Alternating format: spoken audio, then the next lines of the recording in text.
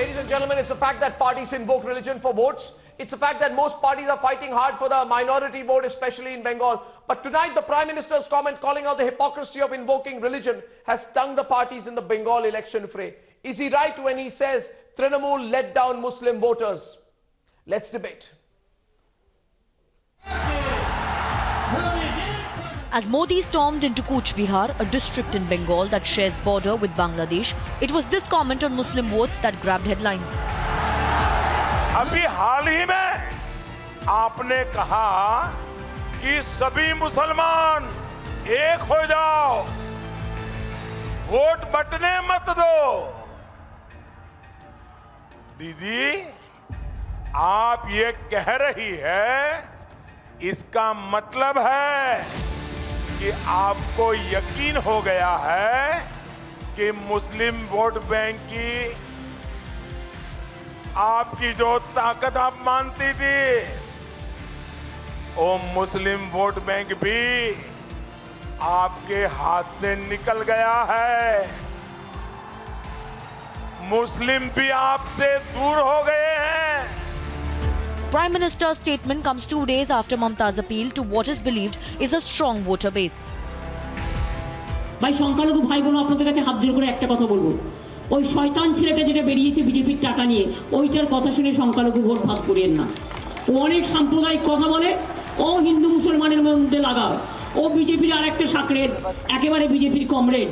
BJP comrade CPM আর বিজেপিকে মিলে বিজেপির টাকা নিয়ে বেরিয়েছে যাতে সংখ্যালঘু ভোটটা ভাগ হয়ে যায়। প্লিজ দয়া করে করতে দেবেন না, তাহলে কিন্তু মনে রাখবেন বিজেপি আসলে কিন্তু সমূহ বিপদ সবচেয়ে বেশি, আপনাদের এটা মাথায় রাখবেন।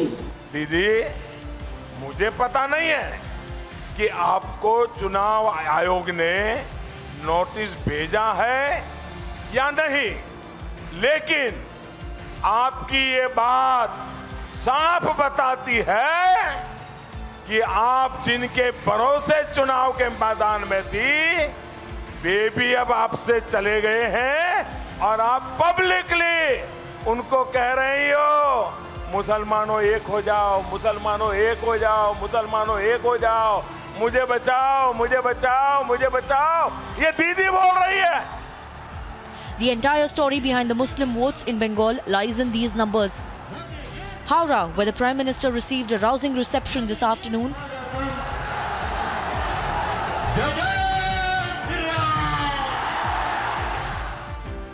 this district has 26% Muslim voter base.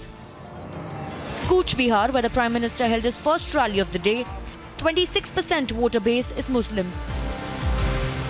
While TMC stronghold South 24 Parganas has 36% Muslim vote share.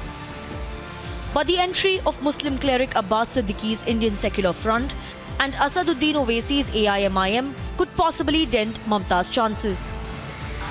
और बंगाल की मुख्यमंत्री ने ये कह दिया, चंदी पाठ पढ़ा उन्होंने, तो दिल्ली का चीफ मिनिस्टर बोला कि मैं हनुमान भक्त हूं। राहुल गांधी, प्रियंका गांधी भी अपने आप को भक्त दिखाने के लिए मंदिर मंदिर जाते हैं, उसमें कोई इतराज नहीं है। मगर सवाल ये पैदा होता है, क्या ये सेकुलरिज्म है? हर कोई अपने आप को सबसे बड़ा हिंदू कौन है दिखा रहा है, क्योंकि मोदी से मुकाबला करना है ना। It's a significant vote share that every party is vying for. But shouldn't development trump appeasement and vote bank politics? And where is the lobby when the idea of secularism is being attacked with an open call for a Muslim vote? अगर हमने कहा होता कि सारे हिंदू एकजुट हो जाओ, BJP को वोट दो, तो दीदी ये इलेक्शन कमीशन हमें 8-10 नोटिस भेज देता। प्रधानमंत्री को भी नोटिस आती, अध्यक्ष को भी आती, उम्मीदवार को भी आती।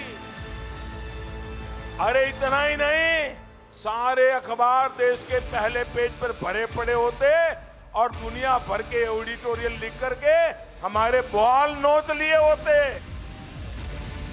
Let's debate.